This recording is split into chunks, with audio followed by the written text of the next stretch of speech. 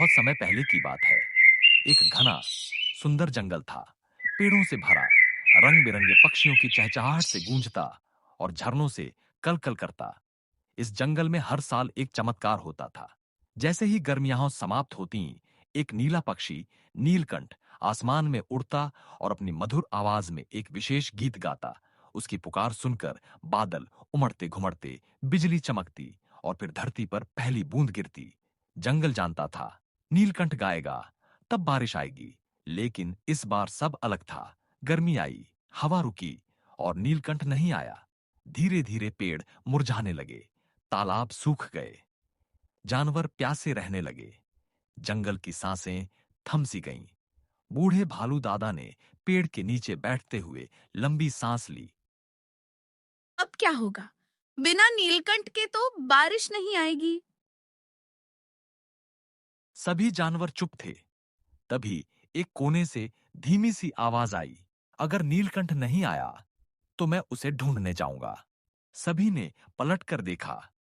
यह आवाज थी गोलू की, एक छोटा सा मासूम हिरण। वह सबसे नन्हा था, पर उसकी आंखों में चमक थी। तू? भालू दादा बोले। तू तो अकेले जंगल पार नहीं कर सकता बेटा। गोलू मुस्कुराया। अगर हम सब डरते रहे तो बारिश कैसे आएगी? और बिना किसी से और कुछ कहे अगली सुबह वह अपनी छोटी सी पोटली उठाकर निकल पड़ा, नीलकंठ की खोज में। गोलू का सफर आसान नहीं था। पहले वह एक सूखी घाटी से गुजरा, जहां पत्थरों और कांटों से उसका पैर छिल गया। फिर एक चौड़ी नदी आई। वह तैर नहीं सकता था। लेकिन तभी एक बूढ़ा मगरमच्छ आया और बोला, अगर तू नीलकंठ को खोजने जा रहा है तो मेरी पीठ पर चढ़ जा बेटा। गोलू चौंका। तुम्हें कैसे पता? मगरमच्छ मुस्कुराया। जिसके इरादे सच्चे हों, उसकी राह खुद बनती है। रास्ते में एक बड़े पीपल के नीचे उसे नागिन सुरसा मिली। रुको, वह फुफकारी, जो मेरी पहेली हल करेगा वही आगे जाएगा। सुरसा बोली, मैं खुद जलती हूं, पिघलती हूं, पर जीवन लाती हूं। बताओ मैं कौन हूं? गोलू कुछ पल सोचता रहा, फिर बोला, बादल। नागिन मुस्कुराई। सही कहा, जा गोलू, नील पर्वत तेरा इंतजार कर रहा है। गोलू चढ़ता रहा, जब तक कि वह चोटी तक नहीं पहुंच गया। वहां चट्टान पर अकेला बैठा था नीलकंठ। उसके पंख धुंधले हो चले थे और आंखें थकी हुई थीं। गोलू धीरे से पास गया। तू तो अकेले जंगल। नीलकंठ, जंगल तुम्हें ढूंढ रहा है। सब प्यासे हैं, बारिश नहीं आई। नीलकंठ ने उदास होकर कहा, हर साल मैं गाता हूं, किसी ने धन्यवाद तक नहीं कहा।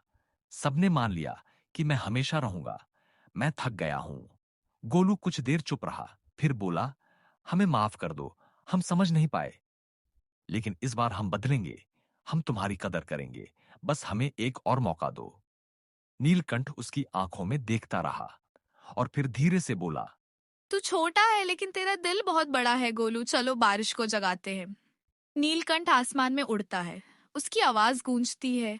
काऊ, उसकी पुकार से बादल जागते हैं। दूर दूर तक काले बादल दौड़ पड़ते हैं, बिजली चमकती है, हवा तेज चलने लगती है और फिर टप टप टप टप टप झमाझम बारिश। पूरा जंगल भीगता है, पत्ते नाचते हैं, मोर नृत्य करते हैं, तालाबों में पानी भरता है, जानवर एक दूसरे से गले मिलते हैं। गोलू वापस आया, भीगा हुआ, थका हुआ, लेकिन मुस्कराता हुआ। भालू दादा ने उसे गले से लगा लिया। हम भूल गए थे कि सबसे बड़ा काम वही कर सकता है जिसे सब सबसे छोटा समझते हैं। अब हर साल बारिश के साथ साथ गोलू की कहानी भी सुनाई जाती है। और नीलकंठ, अब वह अकेला नहीं रहता, पूरा जंगल उसका परिवार है। सीख, हिम्मत का आकार नहीं होता, और जब दिल में सच्चाई हो तो बादल भी बरस उठते हैं।